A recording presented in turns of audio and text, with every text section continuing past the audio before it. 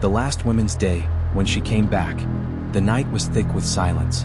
Not the kind of silence that brought peace, but the kind that listened. It pressed against the windows, seeped into the walls, and coiled around the throats of those who dared to breathe. The town of Ashwood had always celebrated Women's Day. It was a night of laughter, of voices rising in celebration.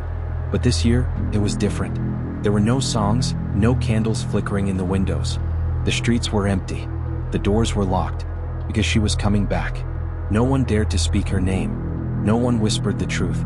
But they all felt it, the weight of the past dragging itself out of the earth, crawling up from the depths of something old, something wrong. The legend said she was buried here. But the legend was wrong. She was never buried. She was waiting. The knock that should not have happened. Hannah sat in her bedroom, staring at the window. The curtains were drawn tight, but she swore she saw something moving behind them. A shadow, thin and unnatural, lingering just beyond the glass. Her phone vibrated against the wooden desk. A text. Don't answer the door. The message had no name, no number. Just those 4 words, glowing in the dim light of the screen. Thump, thump, thump. A knock. Slow. Heavy. The kind of knock that didn't ask permission. Hannah's breath hitched. 3 knocks. Always 3. She gripped the edge of her bed, her body frozen, her heartbeat pounding so hard it rattled her ribs. She shouldn't answer. She wouldn't answer. But she didn't have a choice. Because the door unlocked itself. Something stood in the dark. The handle twisted with a slow, deliberate creak. The door didn't fly open. It didn't crash against the wall. It just drifted. Like something new she was watching. Like it was savoring the moment. Beyond the threshold, the hallway stretched into darkness. But the darkness wasn't empty. There was something standing there.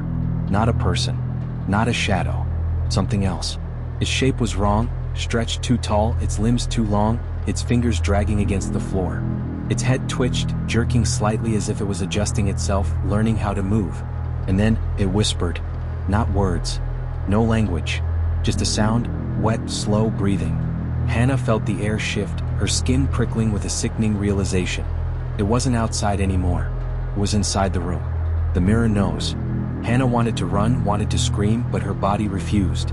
She could feel it standing behind her now, its breath against her neck. The mirror on the far wall was the only thing between her and whatever had come inside. And it was waiting for her to look. She squeezed her eyes shut. A mistake. Because when she opened them, she saw it. Not in the reflection, but inside the glass. It was smiling. But it had too many teeth. And then, it spoke. 3 words. You let me in. The ones who disappear. Hannah wasn't the first. She wouldn't be the last. The town knew. The town always knew. That's why they locked their doors.